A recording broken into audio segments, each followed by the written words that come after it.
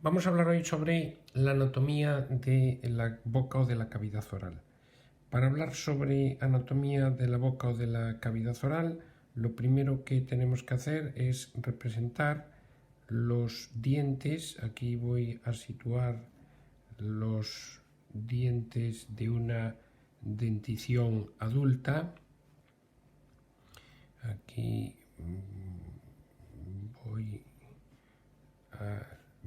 voy a hacer un esquema muy rudimentario de lo que son los dientes de la dentición adulta.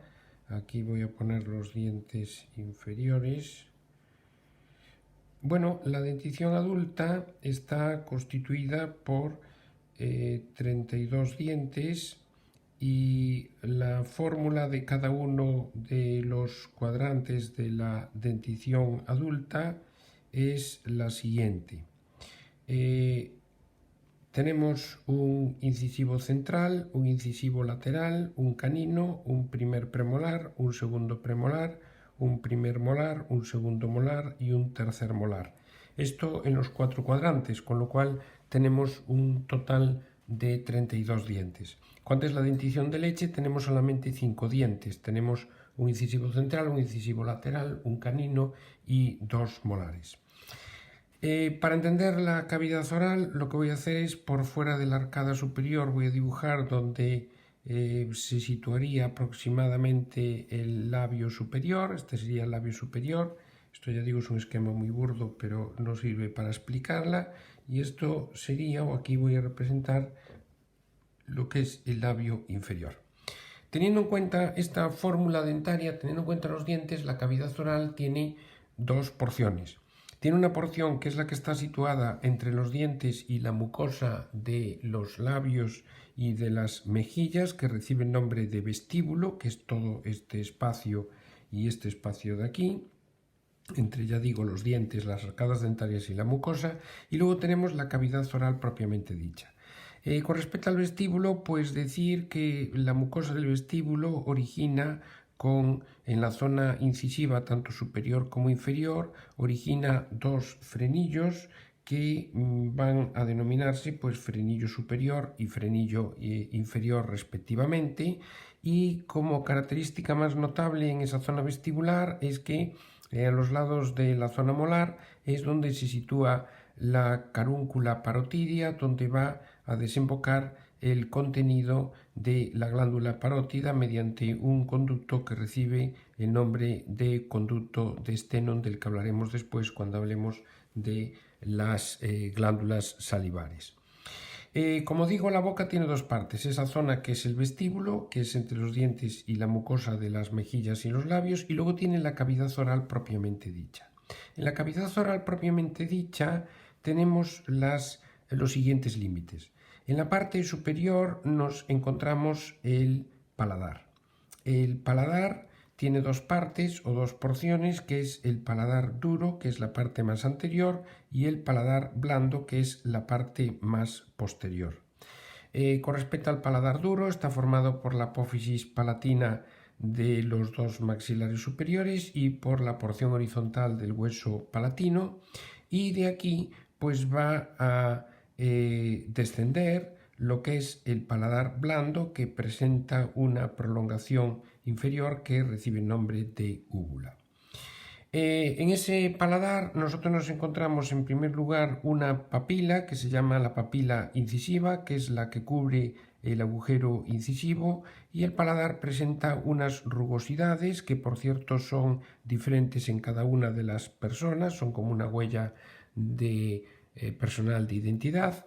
Y en la parte posterior, pues este paladar tiene dos agujeros, un agujero que es el agujero palatino mayor y otro agujero que es el agujero palatino menor.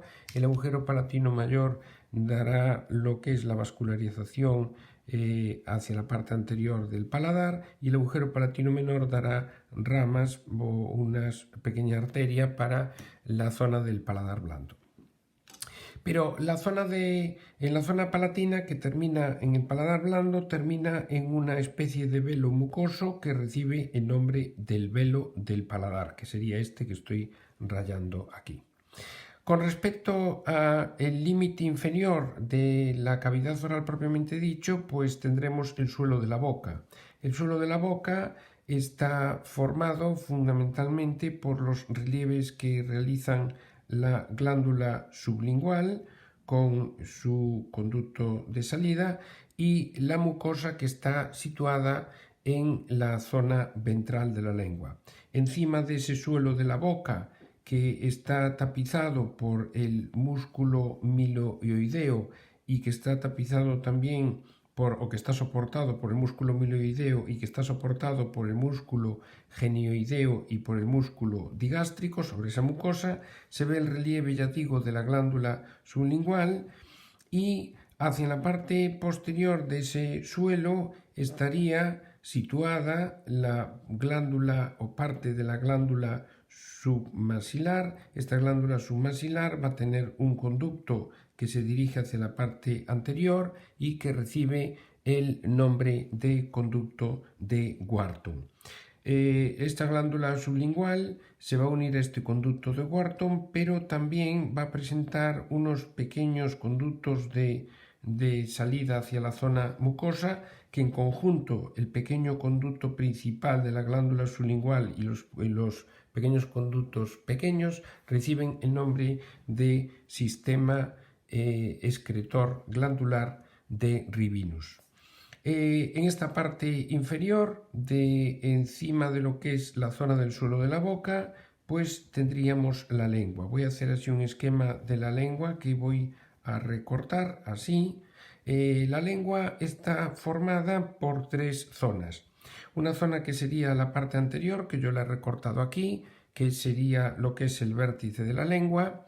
Otra zona que iría hasta una línea demarcada por una V que forman unas papilas más grandes que el resto de papilas linguales, que se denomina la V lingual. Aquí estaría el cuerpo de la lengua y por detrás de esta V lingual nos encontraríamos la raíz de la lengua. Esta raíz de la lengua limitaría por detrás con lo que sería la valécula o vallécula, que es un surco entre la lengua y la laringe.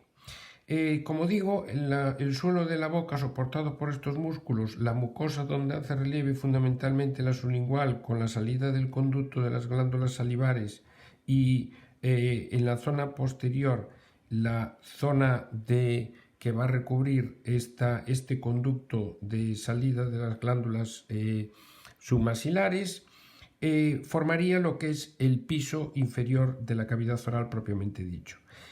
Quizás lo más complejo en el caso de la cavidad oral propiamente dicho es lo que es el límite posterior, porque el límite posterior lo forma el istmo de las fauces.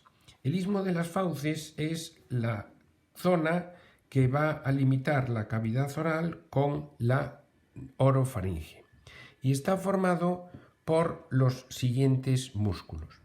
En primer lugar, tenemos que hay un músculo que va a unir el paladar con la faringe y que se denomina el músculo palatofaringio, y este músculo palatofaringio va a ser el que forma un pilar que se denomina el pilar posterior del velo del paladar.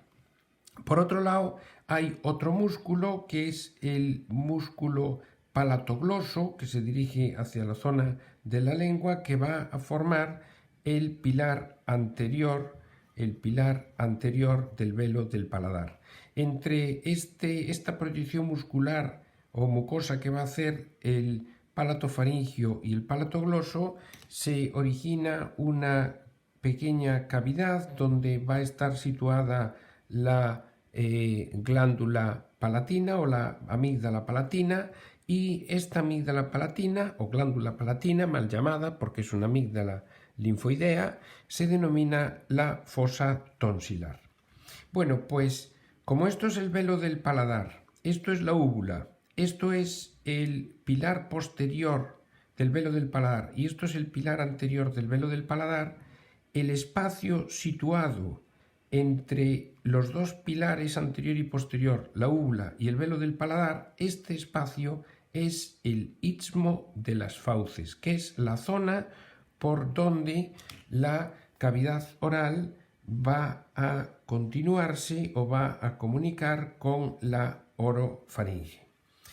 Por otro lado, decir que toda la cavidad oral va a presentar también unos músculos, que son los músculos del paladar, que van a intervenir en lo que es la apertura y cierre de ese istmo de las fauces o de esa parte posterior de la cavidad oral. Y los músculos son los siguientes.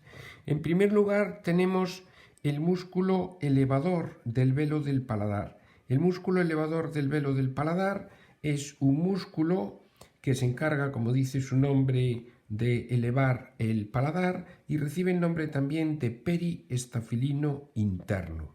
En segundo lugar, tenemos el músculo tensor del velo del paladar. El músculo tensor del velo del paladar se repliega donde se sitúan las apófisis pterigoides y va a encargarse de tensar el paladar. Este músculo tensor del velo del paladar recibe también el nombre de músculo periestafilino externo. Y luego se situaría un músculo que desciende verticalmente para dar soporte muscular a la úvula y que recibe el nombre de músculo de la úvula. Con respecto a la lubrificación de la cavidad oral, pues tenemos que decir que la cavidad oral está lubrificada por unas glándulas que se denominan las glándulas menores, que están situadas por toda la cavidad oral, por la zona de la mucosa, la zona del paladar, es decir, son pequeñas glándulas que drenan a la cavidad oral, y luego tres pares de glándulas mayores. Por un lado nos situamos un par que es el más grande, que son la glándula parótida, que como dije antes va a eliminar el contenido al vestíbulo de la arcada superior. En segundo lugar, la glándula sublingual, que es la que hace el relieve aquí en la zona más anterior del suelo de la boca. Y en tercer lugar, la glándula submasilar, que va a comunicar con la parte más anterior de la boca por ese conducto de Wharton. Estas tres pares de glándulas mayores y las glándulas menores se encargan de la lubrificación de la cavidad oral. Con respecto a la lengua, decir que la lengua presenta una serie de músculos, una musculatura intrínseca que está formada por fibras longitudinales, por fibras transversales, por fibras verticales y luego una musculatura que la une a estructuras vecinas. La musculatura extrínseca de la lengua es el músculo geniogloso que une la lengua con las apófisis geni, el músculo hiogloso que une la lengua con el hioides, el músculo estilogloso que une la lengua con las apófisis estiloides y el músculo palatogloso que une la lengua con el paladar, y este palatogloso es el que formaba el pilar anterior del velo del paladar. Por último, decir que nos faltaría para completar esta estructura de la cavidad oral lo que sería la estructura de los dientes. Los dientes tienen dos porciones, una porción es la corona y otra porción es la raíz. La corona es la porción del diente que se observa por encima de la encía y la raíz es la porción del diente que está incluida en el alvéolo o en la cavidad alveolar del hueso. En la zona de la corona, que sería esta zona externa del hueso, tenemos de fuera hacia adentro las siguientes partes. Por fuera estaría el esmalte dentario, por dentro del esmalte dentario estaría la dentina y por dentro estaría la pulpa. Y en la zona de la raíz tendríamos, en la estructura dentaria por fuera tendríamos el cemento dentario, por dentro del cemento dentario la dentina, por dentro de la dentina la pulpa, y esta raíz estaría soportada por un lado por el hueso alveolar, formándose entre la raíz y el hueso alveolar una gónfosis que habíamos visto en aparato locomotor, y por otro lado estaría soportado por la encía, que está unida a esta zona entre el esmalte y el cemento, y estaría unida también por un ligamento, que son unas fibras que se denomina el ligamento periodontal. Así quedaría distribuida lo que sería un esquema básico de la cavidad oral. Muchas gracias.